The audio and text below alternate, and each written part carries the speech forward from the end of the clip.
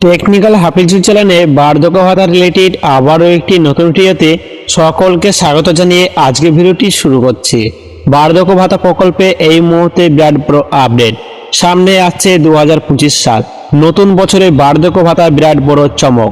কেননা বার্ধক্য ভাতা প্রকল্প দীর্ঘদিন ধরে যারা আবেদন করে আসছিলেন এখনো পর্যন্ত ফর্ম অ্যাপ্রুভ হচ্ছে না, যারা দীর্ঘদিন ধরে টাকা পাচ্ছেন না বা টাকা পেতে পেতে বার্ধক্য ভাতা প্রকল্প বন্ধ হয়ে গেছে বা বার্ধক্য ভাতা প্রকল্পের টাকা কি 2025 সাল থেকে বাড়াতে চলেছে, আজকে এই ভিডিওতে সম্পূর্ণ আলোচনা করব।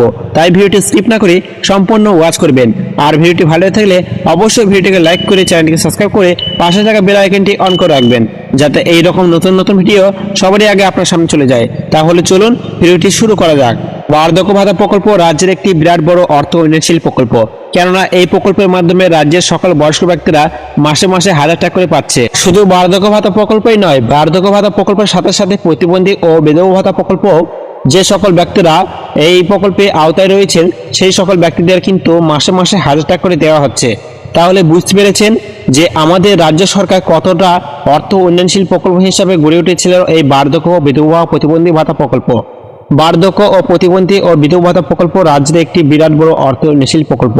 বলা হয়েছে যে সকল ব্যক্তিরা দীর্ঘদিন ধরে বার্ধক্য ভাতা ও বিধবা ভাতা ও প্রতিবন্ধী ভাতা আবেদন করে আসছিলেন কিন্তু এখনো পর্যন্ত ফর্ম আবেদন হচ্ছে না, ফর্ম অ্যাপ্রুভ করা হচ্ছে না, সেই সকল ব্যক্তিদের আমি বলছি যে আপনারা পুনরায় সঠিকভাবে আপনারা আবেদন করুন। আপনার Aadhaar card, voter card, PAN card, আপনার পাসবুক, তারপর যদি বিধবা ভাতা বা প্রতিবন্ধী ভাতা হয়ে থাকেন তাহলে সেই সার্টিফিকেট, এইসব নিয়ে সঠিকভাবে সঠিক জায়গায় আপনারা আবেদন করুন। তাহলে আপনার ফর্ম কিন্তু অ্যাপ্রুভ হবে। আপনার এলাকায় দেখবেন যে রেডিও অফিস, বিডিও অফিস অথবা বিএসকে বাংলা সহায়তা কেন্দ্র, সেই অফিসে গিয়ে আপনারা সরাসরি এই ফর্ম আবেদন করতে পারবেন। সঠিক জায়গায় আপনারা যদি ফর্মটি আবেদন করেন তাহলে আপনার ফর্ম শীঘ্রই অ্যাপ্রুভ হবে। আমি আরও একটা কথা বলছি যে আপনারা অফলাইনে ফর্ম আবেদন না করে অনলাইনে করুন। কেননা অফলাইনে ফর্ম আবেদন করলে দেখা যাচ্ছে যে একটা ধাপ থেকে আরেকটা ধাপ যেতে গেলে সেই ফর্মটি সেখানেই পড়ে থাকে, সেই ফর্মটি কিন্তু কোনো অস্তিত্ব পাওয়া যায় না, পরবর্তী সেটা হারিয়ে যায়, সেক্ষেত্রে সেই ফর্মটি বাতিল হয়ে যায়। তাই বলছি যে আপনারা অনলাইনে আবেদন করুন। অনলাইনে আবেদন করলে সরাসরি সেটি অফিসারদের, আধিকারিক অফিসারদের কাছে চলে যাবে, তারা সেই ফর্মটি অ্যাপ্রুভ করবে। আর যে সকল ব্যক্তিরা এখনো পর্যন্ত টাকা পাচ্ছেন না বা অনেক ব্যক্তি এমনও রয়েছে যারা টাকা পাচ্ছেন কিন্তু টাকা হঠাৎ করে বন্ধ হয়ে গেছে, সেই সমস্ত ব্যক্তিকে আমি বলছি আপনারা আপনার নিজের স্ট্যাটাসটি চেক করে দেখে নিন। অনলাইনে স্ট্যাটাস চেক করা হয়, আপনারা NSAP ওয়েবসাইটে যাবেন, সেখান থেকে আপনার স্ট্যাটাসটি চেক করে দেখে নেবেন স্ট্যাটাসে কি দেখাচ্ছে, কেন আপনার টাকা বন্ধ হয়ে গেছে, সবটা কিন্তু উল্লেখ থাকবে। আপনারা সেই সমস্যার সমাধান করতে পারবেন খুব সহজেই। তাই আগে আপনার স্ট্যাটাসটি দেখে নিন যে আপনার স্ট্যাটাসটি এখন কোন পর্যায়ে আছে, কেন টাকা পাচ্ছেন না, সবটা কিন্তু দেওয়া আছে, আপনারা ভালো করে দেখে নিন। আমি আরও একটা কথা বলে রাখি, যে সমস্ত ব্যক্তিরা টাকা পাচ্ছিলেন কিন্তু এই ডিসেম্বর মাসের টাকা এখনো পর্যন্ত পায়নি, সেই সকল ব্যক্তিকে বলবো যে ডিসেম্বরের টাকা নিয়ে কোনো চিন্তা করার কারণ নেই।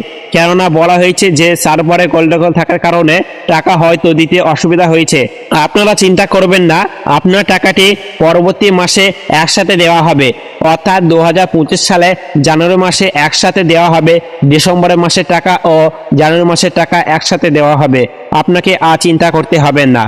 আর যে সকল ব্যক্তিদের টাকা বন্ধ হয়ে গেছে সেই সকল ব্যক্তিরা কিন্তু আপনার স্ট্যাটাসটি চেক করে দেখে নিন। তারপরে আপনারা আপনার নিকটবর্তী এলাকায় দেখবেন যে বাংলা সহায়তা কেন্দ্র অফিস কোথায় আছে, অথবা radio office, BDO office, Bangla সহায়তা কেন্দ্র অথবা বিডিও অফিস, রেডিও অফিস, এই সমস্ত অফিসে গিয়ে আপনার স্ট্যাটাসে কি দেখাচ্ছে, কেন আপনার টাকা ঢুকছে না, সমস্যাটা আপনারা সেই অফিসারদের, আধিকারিকদের কাছে তুলে ধরবেন।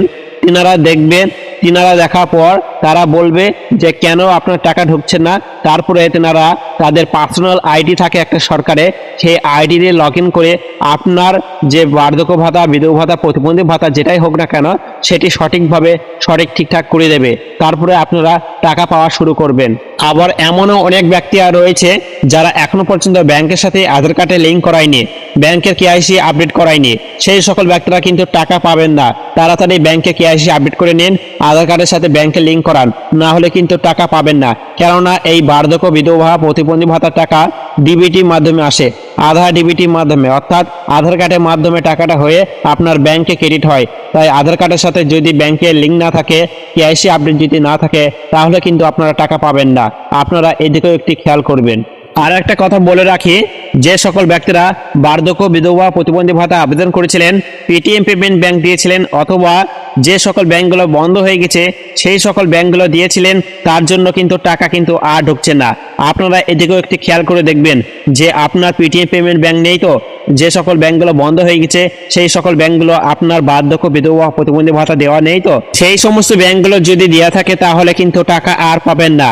তাড়াতাড়ি আপনারা বিএসকে বাংলা সহায়তা কেন্দ্র অফিসে যান, অথবা আপনার এলাকায় রেডিও অফিস, বিডিও অফিস, সেখানে যান। সেখানে গিয়ে বলুন যে আমার অমুক ব্যাংক ছিল যেগুলো বন্ধ হয়ে গেছে, তার দরুন এখনো আর টাকা পাচ্ছি না, আমার এখন এই নতুন ব্যাংক আছে, এই নতুন ব্যাংকটা আমার বার্ধক্য বিধবা প্রতিবন্ধী ভাতা যেটাই আছেন না আপনার, সেটি বলুন যে আমার এইটার সাথে এই ব্যাংকটা লিঙ্ক করে দিতে। সেই সমস্ত অফিসাররা আপনার স্ট্যাটাসটি চেক করে দেখে নেবেন, দেখার পর তারপরে আপনার যে সমস্যা সেই সমস্যার সমাধান করে দেবে। আপনার যে ব্যাংকের সমস্যা সেই ব্যাংকটা চেঞ্জ করে দেবে, তারপর থেকে আপনারা টাকা পাওয়া শুরু করবেন। আজকের ভিডিওটি এখানে শেষ করছি। ভিডিওটি যদি ভালো লাগে অবশ্যই ভিডিওটিকে লাইক করবেন এবং ভিডিওটিকে শেয়ার করে দেবেন। দেখা হচ্ছে আবার একটি নতুন ভিডিওতে। ধন্যবাদ।